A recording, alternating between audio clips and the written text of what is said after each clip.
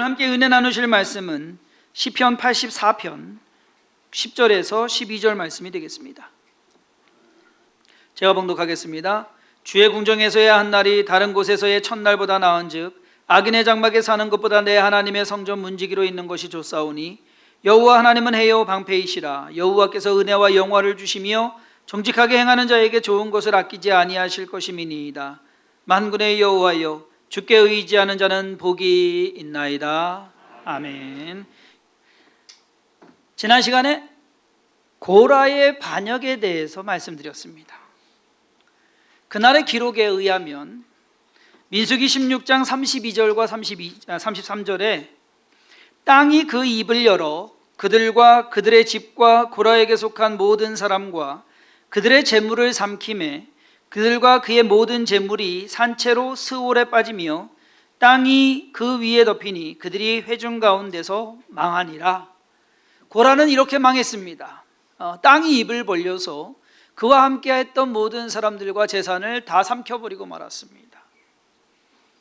이 기록에 의하면 고라와 그의 가족이 다 죽은 것으로 생각이 됩니다. 그래서 아주 집안이 다 망했구나. 옛날에 반역을 하면은 삼족을 멸한다라고 우리나라도 옛날 그랬죠. 어마어마하게 무서운 그런 형벌입니다. 고라의 집안도 그리고 그와 함께했던 다단과 아비람 그리고 온 그 사람들 함께 이제 다 땅이 삼켜버리고 말았는데, 근데 성경을 읽다 보면 특히 오늘 우리가 읽은 시편을 읽을 때 그 표제 84편 앞에 보면은요, 고라 자손의 시 인도자를 따라 깃딧에 맞춘 노래라고 되어 있습니다.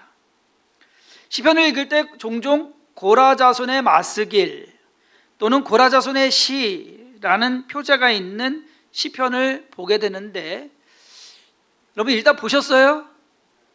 안 궁금하셨어요? 이 고라가 그 고라인지? 이 고라가 그 고라 맞습니다. 역대상 6장 33절부터 38절까지의 기록을 보면, 오늘 이제 따로 준비를 했는데, 이 고라의 후손에 대해서 기록이 특이하게 그 계보가 쭉 기록이 되어 있어요. 다윗이 회막 앞에서 찬송하는 자를 세웠습니다. 요즘 말로 하면 성가대 되죠. 성가대를 세웠는데 그 세운 사람의 이름이 헤만이에요. 헤만이라는 사람을 세웠는데 33절로부터 역대상 6장 33절부터 보면, 직무를 행하는 자와 그의 아들들은 이러하니 그핫의 자손 중에 헤만은 찬송하는 자라. 그는 요엘의 아들이요 요엘은 사무엘의 아들이요 사무엘은 엘가나의 아들이요 엘가나는 여로함의 아들이요 여로함은 엘리엘의 아들이요 엘리엘은 도아의 아들이요 도아는 숲의 아들이요 숲은 엘가나의 아들이요 엘가나는 마앗의 아들이요 마앗은 아마세의 아들이요 아마세는 엘가나의 아들이요 엘가나는 요엘의 아들이요 요엘은 아사랴의 아들이요 아사랴는 스바냐의 아들이요 스바냐는 다앗의 아들이요 다앗은 아실의 아들이요 아실은 에비아삽의 아들이요 에비아삽은 고라의 아들이요 고라는 이스알의 아들이요 이스알은 그핫의 아들이요 그핫은 레위의 아들이요 레위는 이스라엘의 아들이라. 그래서 여기에서 이스라엘은 누구예요? 야곱입니다. 민수기에서는 고핫이라고 나오고 역대상에서는 그핫이라고 나옵니다. 같은 동일 인물인 것이 되고요. 다윗 시절의 회막 앞에서 하나님을 찬송하는 일을 맡은 그 헤만이라는 사람이 어느 지파에 속했고 누구의 자손이다라는 것을 설명함에 있어서 여기에 고라라는 이름이 등장을 합니다. 그 고라의 이름이 등장하는 것을 보면 고라는 죽었지만은 그 아들들은 살았다라는 것, 그래서 대가 끊어지지 않았다라는 것을 우리가 알 수가 있습니다. 고라와 그와 함께한 가족들은 죽음을 당했지만 그의 아들들은 반역 사건과 무관했던 것 같습니다. 원래 성경은 그렇거든요. 아버지의 죄를 자식에게 묻지 아니하고 자식의 죄를 아버지에게 묻지 않습니다. 이제 성경이 자기의 죄는 자기가 지게 되어 있어요. 그래서 그랬는지 고라의 아들들은 죽지를 않고 대를 이어서 나아갑니다. 그런데 방금 전에 읽은 족보에서 특이할 만한 사항이 있습니다. 그것은 우리가 잘 아는 이름이 또 한 사람 있다라는 것입니다. 잘 아는 이름 한 사람 나왔는데 눈치 못 채셨어요? 눈치 못 채셨네. 제가 너무 빨리 읽었나 보네요. 여기에 사무엘이라는 이름이 나옵니다. 사무엘이라는 이름, 그 사무엘이 우리가 아는 그 사무엘이 맞아요? 맞아요. 우리가 아는 그 사무엘 맞아요. 그러면 사무엘은 누구의 자손이냐? 고라의 자손입니다. 그리고 이 사무엘의 손자가 헤만이라는, 찬송을 하는 헤만이라는 사람이다라는 겁니다. 이 가족관계를 좀 알면 우리가 성경을 이해해야 하는데 또 읽어가는데 좀 도움이 될 겁니다. 헤만이라는 사람은 다윗 시절부터 솔로몬이 성전을 세울 때까지 회막 앞에서 찬송하는 일을 맡았다라고 기록하고 있어요. 자, 그 외에 이 고라 자손들에 대한 기록이 성경에 몇 군데 나옵니다. 역대상 9장 17절에서 19절의 기록에 의하면 그들이 성전 문지기였다라고 나옵니다. 역대상 9장 31절에는요, 전병을 굽는 일을 한 사람이 고라의 자손들 중에 있었습니다. 그러니까 성소에 들어가는 전병, 그거를 굽는 일을 한 사람이에요. 역대상 12장 6절에 보면 다윗이 사울의 낯을 피해서 숨어 있을 때 다윗과 함께하기 위해서 온 용사 중에 한 사람, 몇 사람이 또 고라의 자손들이었습니다. 그들은 조상 고라가 모세와 아론에 대항해서 반역을 주동함으로써 죽임을 당한 것과는 완전히 대조적으로 고라의 이 자손들은 회막과 성전 그리고 왕 주변에서 높은 지위를 차지하는 게 아니에요. 여러분 그렇잖아요. 성전 문지기, 뭐 요리하는 사람, 그리고 용사, 싸움, 군인, 주로 섬기는 일을 하는 자리에 있었다라는 것을 알 수가 있습니다. 그것이 어쩌면 고라 자손들이 가지고 있는 생각, 삶의 틀, 그것을 잘 반영하는 것. 오늘 우리가 읽은 본문 말씀이 그래요. 시편 84편 오늘 10절 말씀, 주의 궁정에서의 한 날이 다른 곳에서의 첫날보다 나은즉 악인의 장막에 사는 것보다 내 하나님의 성전 문지기로 있는 것이 좋사오니. 야, 이 말대로 이 고라 자손들은 성전 문지기가 되었습니다. 그리고 주방에서 요리하는 요리사, 성전 앞에서 하나님을 찬양하는 일, 그리고 그 모든 것에 만족하고 그것만이라도 좋다라고 하는 그렇게 여기는 사람들이 고라의 후손들이었습니다. 시편에 여러분들이 읽다 보면 그 앞에 표제가 있는 것에 고라 자손에라고 하는 시작하는 것 시편이 11개가 있어요. 적은 시편 아닙니다. 많은 거예요. 여러분 시편이 150편이잖아요. 그 중에서 11개가 고라 자손들이 쓰거나 또는 불렀던 그러한 시다라는 거예요. 여러분 그 똑똑한 솔로몬도 시 하나밖에 없어요. 다윗의 시가 거듭 많고 아삽의 시가 많죠. 시편 42편, 시편 44편, 시편 45편, 46편, 47, 48편, 49편까지 40편대에 좀 몰려있고 시편 84편, 85편, 그리고 86은 넘어가고 87, 88편 11개의 시가 있습니다. 시편 42편 우리가 잘 아는 시입니다. 1절만 읽으면 여러분들 알아요.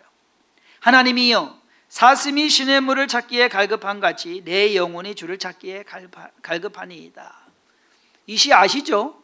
예, 복음성가도 있어요. 목마른 사슴 시냇물을 찾아. 이것이 바로 고라 자손들이 쓴 시다라는 겁니다. 고라 자손이 부른 시편의 대부분이 먼저는 하나님을 인정하고 찬양하는 내용입니다. 하나님의 도움을 구하며 그리고 하나님께 소망을 두라 라고 하는 그러한 권면을 하고 있습니다.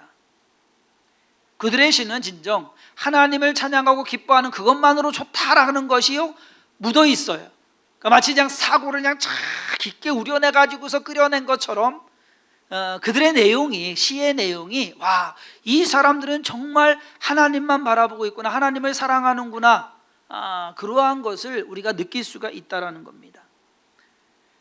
그들의 조상 고라의 행동과는 완전히 정반대의 모습을 보이는 것이 고라 자손들이 보여주는, 그리고 그들이 산 인생이었다라는 겁니다. 참 독특한 반전입니다. 그러면서 참 좋은 변화입니다. 어쩌면 고라의 후손들이 자기들의 조상의 그 불미스러운 일, 그것으로 인해서 당한 결과, 그것을 알고 그것을 뼈저리게 느끼면서 우리는 절대 그렇게 하지 않겠다 하고 하면서 교훈을 갖고 사는 것, 그것이 여러분 그런다고 해서 그것이 저절로 돼요? 그리고 그렇게 한다고 해가지고서 가르친다고 해서 내가 자녀들 그렇게 가르친다, 우리는 그렇게 해야 돼 라고 한다고 해서 그것이 그렇게 쉽게 됩니까? 자, 이제 우리는 고라와 그의 자손이 어떻게 달랐는지 지난주 설교 말씀과 오늘을 좀 비교해 보면서 몇 가지 교훈을 삼도록 하겠습니다. 첫째, 고라의 후손은요, 자신들을 부각시키는 일을 스스로 멀리했습니다. 드러내놓고 자랑하고. 고라는 모세와 아론의 대항에서 나와서 뭐라고 그랬어요? 야, 너나 나나 뭐 다를 거 뭐 있냐? 집안도 같고, 그리고 너랑 나랑 사촌이고, 뭐 형제들 같고, 그리고 뭐 하나님이 니네만 택했냐? 나 우리도 택했다. 고라의 태도가 이랬거든요. 자기 스스로 높이면서. 그런데 그의 후손들은 이것이 얼마나 잘못된 것이었는지 다른 지파들보다 더 뼈저리게 느꼈던 것 같습니다. 그렇기 때문에 오히려 철저하게 자기 자신을 드러내거나 스스로 높이려고 하는 일은 하지 않는 그러한 모습을 보이는 것이 고라의 후손의 삶입니다. 지난 수요일에 권사님 두 분이 점심을 사주셨어요. 요즘 집사람이 없다 보니까 제가 굶는 줄 아시고 신경 쓰시는 분들이 많아요. 잘 먹고 있습니다. 이런저런 얘기를 하다가 권사님 한 분이 그러시는 거예요. 나는 목사님이 아버지랑 완전히 정반대로 해서 좋아. 제가 그렇게 한다고 말한 것도 아닌데 그렇게 보이고 느끼셨나 봅니다. 뭐 맞는 말씀입니다. 제가 그냥 반대로 하려고 나름 신경도 쓰고 노력도 합니다. 뭐 무조건 다 반대하는 건 아니에요. 뭐 옳은 것은 뭐 저도 그렇게 하는 것이고, 옳지 않다고 생각하는 것은 제가 고집을 부리고서 일부러 그렇게 안 하는 그러한 모습이 없지 않아 있습니다. 고라의 후손들이 그랬던 것 같아요. 조상 고라가 했던 것은 무조건 안 한다, 정반대로 간다. 그래서 고라는 이쪽 끝을 보여주면 이 고라의 후손들은 저쪽 끝을 보여주고 있는 그러한 삶의 양상을 보게 됩니다. 둘째로, 고라의 후손들은 하나님께 집중하는 사람들이었습니다. 여러분, 오늘 시간 내셔서 이번 주에 뭐 휴가이시면 더 좋고요, 고라 자손들이 쓴 시, 그것을 한번 좀 찾아가지고, 찾기 쉬워요. 앞에 표제만 보시면 돼요. 11개, 그것만 기억하시면 돼요. 찾아서 한번 읽어보시기를 바랍니다. 읽고 묵상해 보시기를 바랍니다. 그들은 하나님을 찾고 하나님을 노래하고 하나님만 바라보는 사람들이었다라는 것을 알게 될 겁니다. 반면에 지난 시간에 우리가 함께 살펴보았던 고라는 자신에게 집중하는 사람이었습니다. 자기가 잘났고, 그래서 대접받아야 되고 대우를 받아야 되고 자기가 하는 일이 옳고, 그리고 자기 주장을 들어줘야 되고, 그리고 뭐 너나 나나 그러한 모습 속에서 자기가 옳다고 우기는 그러한 모습, 그들의 후손이 보여주고 있는 삶하고는요 완전히 정반대의 삶을 보여줬습니다. 근데 이 후손들이 어떻게 했느냐? 하나님께 집중하더라. 고라의 후손, 여러분 한번 상상을 해보세요. 살아났어요. 아버지는 죽고 그 가족들은 있는데 다른 가족들은 죽고 이 아들들은 살았어요. 생명을 건졌어요. 그럼 한번 생각을 해보세요. 살았다고 해서 살기 쉽냐 이거죠. 그 무리 안에서 산다는 것이 보통 일이 아니거든요. 반역자의 아들, 반역자 집안, 이 꼬리표가 과연 쉽게 사라지겠냐라는 것이죠. 사람들이 상종하겠습니까? 상종했다가는 큰일 날 것 같은데, 완전히 따돌림 당하고 조롱거리가 되고 위험인물로, 그리고 뭔가를 하려고 하면은 요즘 뭐 시골 한다 그러면 신혼주에 하면은요 완전히 뭐 다 잘리는 그러한 상황이 바로 고라의 후손들의 삶이었을 것이다라는 겁니다. 결코 녹록지 않은, 결코 쉽지 않은, 그리고 결코 즐겁지 않은 그러한 삶이었습니다. 그런데 이러한 악조건을 해결하고 풀 수 있었던 것이 어쩌면 고라의 후손들이 세상 일에 연연하지 않고 하나님께만 집중했기 때문이 아닐까라는 그러한 판단을 하게 됩니다. 높은 지위에 오르려 하지 않고 그저 하나님을 찬양하고 성막과 성전에서 허드렛 일을 하면서 감사한 마음을 가졌던 것. 여러분 찬양 맡았다고 하지만 여러분 분명히 성경 읽어보세요. 성막 앞에서, 성막 안에 들어가지를 못해요. 우리 찬양대는 여기 성전 안에서 찬양하시잖아요. 고라의 후손들은요 성막 앞에서, 성막 안에 못 들어갑니다.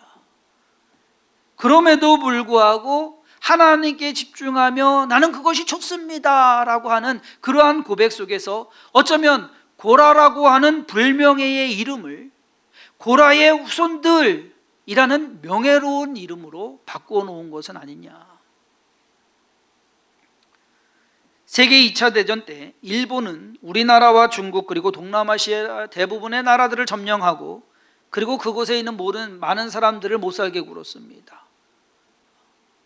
그래서 패전하고 나서 일본은 군사력으로 외국을 침공 못하게 헌법으로 막아놨어요. 유엔과 또 미국과 이 헌법을 만들면서 헌법으로 일본은 그래서 자위대예요. 자기 스스로만 방어할 수 있는. 그런데 지금 일본이 채 100년도 가지 않았는데 자꾸 나가려고 그래요. 자꾸 자신들 드러내려고 하고 자신들이 잘못한 거 없다라는 식으로 자꾸 하고 고라의 후손하고는 완전히 정반대의 모습을 보여주고 있습니다. 과연 그것이 잘하는 것인지. 고라의 후손은 저와 여러분들에게도 중요한 교훈을 말하고 있습니다. 다른 것 아니라 하나님께만 집중해라. 그것은 저와 여러분들에게도 동일한 교훈이 아닐까. 셋째로 고라의 후손에게서 배우는 또 다른 교훈은 하나님께서 높이셔야 진짜다라는 겁니다. 아까도 말씀드렸듯이 고라의 후손 중에서 누가 나오느냐? 사무엘 선지자가 나와요. 이것이 정말로 독특하고 특별한 케이스입니다. 사무엘은 이스라엘의 마지막 사사인 동시에 제사장 역할을 감당한 사람입니다. 아론 이후에 계속해서 우리가 말씀드린 거 제사장은 누구만 돼요? 아론의 자손만 돼요. 아론의 아들들의 아론의 자손만 제사장이 될 수가 있어요. 그런데 사무엘이 아론의 자손이 아니라 오히려 아론과 대항했던 고라의 자손인데 사무엘이 제사장이 되었다라고 하는 것은 여러분 참 아이러니한 것이기도 하면서 야, 하나님 참 재미있으신 분이네. 아론의 후손인 엘리 제사장이 자식 교육을 제대로 시키지 못했습니다. 본인도 제사장 역할을 잘 감당하지 못했습니다. 결국 하나님께서는 블레셋과의 전투에서 엘리 제사장의 두 아들 홈니와 비느하스를 죽게 하십니다.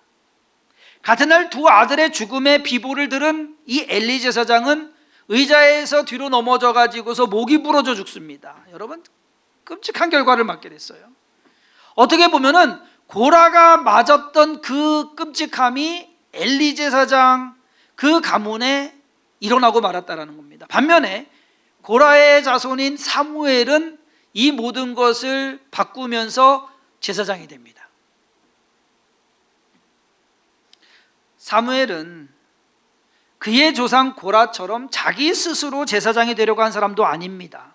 아시잖아요. 하나님께서 세우신 사람입니다. 그것이 중요한 거예요. 내가 높여져 갖고 내가 무언가를 하려고 하는 그러한 것. 우리는 어려서부터 꿈을 크게 가져라, 뭔가 목표를 가지고 뭔가 대단한 것을 되기 위해서 하라. 그것이 글쎄 모르겠습니다. 성경적으로 옳은 것인지. 저는 주성김교회와 주성김교회에 속한 성도님들 모두가 스스로 높이지 말고 하나님께서 높이시는 교회와 성도가 되길 소망합니다. 그래야 진짜입니다. 우리가 우리 교회 자랑하는 것도 좋아요. 그렇지만 높이시는 것은 하나님께서 하셔야 되지 않을까. 하나님을 믿는 사람들은 스스로 높아지려고 해서는 안 됩니다. 하나님께서 높이실 때를 기다려야 합니다. 베드로 사도는 이렇게 말합니다. 베드로전서 5장 6절에 그러므로 하나님의 능하신 손 아래에서 겸손하라.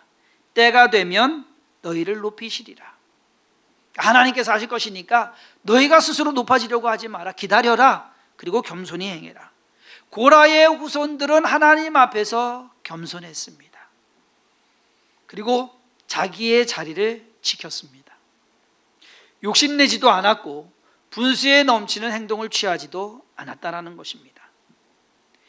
그들의 조상의 이름은 반역이라는 꼬리표가 딱 붙었는데, 고라 하면 반역 하는 것처럼 반역이라는 꼬리표가 붙었는데 고라의 후손은 반역이 아니에요.